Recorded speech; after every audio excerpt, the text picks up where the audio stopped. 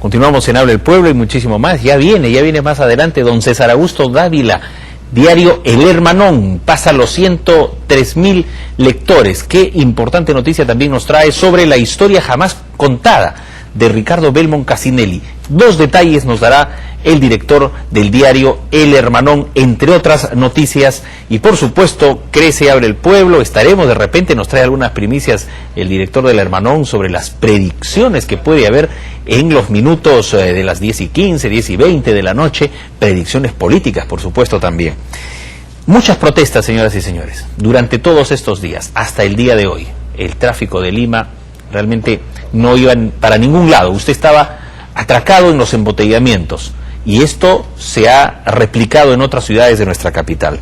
Sucede que el Ejecutivo presentó un proyecto de ley al Congreso en enero y al cabo de 5 meses este proyecto de ley se aprobó. Se aprobó ayer en el Congreso de la República. ¿Cómo se llama esto? Ley de Servicio Civil. Para hablar de esto, para que nos explique, para que usted pueda estar mejor informado y conocer detalles de esta nueva ley que estamos nosotros seguramente ayudando a desentrañar muchas dudas, estamos con un especialista en Derecho Laboral y con el conocimiento político. Ha sido presidente de la Comisión de Trabajo del Congreso de la República y ministro de Trabajo en los años 2005 al 2006. Es el doctor Carlos Almerí. Doctor, bienvenido al programa. Buenas noches. Rafael, muchas gracias por estar en tu programa y permitirme dar un mensaje a los ciudadanos. Lo he visto. Vamos por la parte política y luego el detalle de la norma.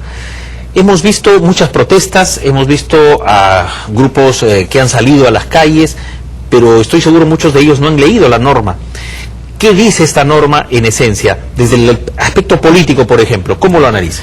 Sí, en primer lugar, Rafael, mira, yo me siento como ciudadano común con una tremenda indignación, porque no es posible que la Confederación General de Trabajadores del Perú, la CGTP, se abandere de una causa que no le corresponde. Ellos tienen su mesa en el Consejo Nacional de Trabajo y ahí que discutan, que peleen por la Ley General de Trabajo, que desde el año 2001 se viene luchando en el Consejo Nacional, en el Congreso y en todas las instituciones del Estado. Pero no que quieran abanderar y convertirse en agitadores políticos, creando el caos y la anarquía en el país. Y creo que ayer, el día martes, que tuve una audiencia para informar en una sala, en un piquete del Poder Judicial, te comento, los trabajadores ahí parados afuera no nos dejaron ingresar a los abogados y les pregunté, ¿pero ustedes qué reclaman? Ninguno me supo responder, no sabían ni qué cosa era la Ley de Servicio Civil, por favor. Esta ley tiene más de 60 páginas, entonces acá hay una desinformación y como ciudadano, pues, y hombre dedicado a la política, protesto enérgicamente. Esta ley, en primer lugar, no causa despidos masivos. En segundo lugar, abre posibilidades, un abanico de posibilidades para que los trabajadores que se encuentran en una situación irregular puedan ingresar a un sistema que le permita progresivamente tener una mejor situación. Doctor, sobre esto, esta es una ley donde se apela al voluntario, es decir, la persona va a decir, sí, yo quiero pertenecer a esta ley y se va a asimilar. ¿Cómo es así de técnico? Y además, hay regímenes 728, 276, CAS. Ayúdenos a explicar esto, que seguramente el televidente está formulándose estas preguntas. Mire, decía, en primer lugar, que esta ley no tiene despidos masivos. El tema de la adhesión voluntaria. Acá se está solicitando que los trabajadores que están en la 276, que ya son pocos, porque esta es la más antigua, los que están en el decreto legislativo 728, que lo dio el gobierno de Fujimori, ¿no? Y el decreto legislativo 1057, que es donde están la mayoría de los trabajadores del Estado. No olvidemos que Fujimori, en su gobierno, fue el que prácticamente conculcó todos los derechos laborales y redució el aparato estatal, y creo que hubo más de 50 a 80.000 despidos. Ahora los fujimoristas salen a defender cuando ellos en su gobierno, caramba, nunca dijeron que eso era inconstitucional. Fujimori planteó una política radical que para algunos fue buena en el sentido de reducir el Estado para reducir el gasto, porque estábamos en una situación de crisis económica en aquel entonces. Pero hoy en día obviamente las cosas han cambiado, la situación económica es distinta. tenemos divisas, reservas internacionales grandes, pero no vamos a hacer de eso tampoco un botín para repartirlo. Hay que ser responsables. La historia ha enseñado que cuando hay depresiones económicas fuertes, cuando hay crisis en los países, el Estado tiene que ser subsidiario y ser responsable para ayudar a la gente.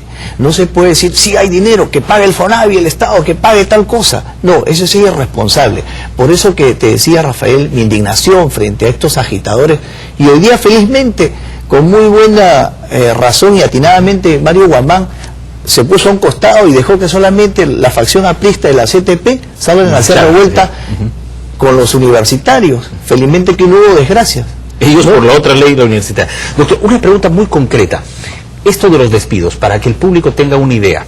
Dicen, no hay despidos masivos. Aquí hay una evaluación, es decir, los servidores públicos van a estudiar, van a tener una capacitación, aprueban una vez, 2 veces, ¿qué pasa si desaprueban? Hay una tercera vez. Ayúdenos en esa parte de la norma para clarificar las cosas. Ok. Hay una posibilidad, pero es voluntaria, no hay que olvidar, no es obligatoria, en la cual los trabajadores pueden dar su examen para salir de ese régimen y pasar al régimen nuevo del servicio civil. Igualmente hay una segunda oportunidad, pero igualmente también tiene que haber una desaprobación, Rafael, porque si el trabajador no es competitivo, no está capacitado y no tiene el perfil, entonces ¿qué queremos? ¿Mantener a un trabajador? ¿Acaso la gente no protesta tanto cuando hay una mala gestión, cuando hay malos servidores que maltratan al ciudadano y sobre todo al más modesto que acude a una institución del Estado?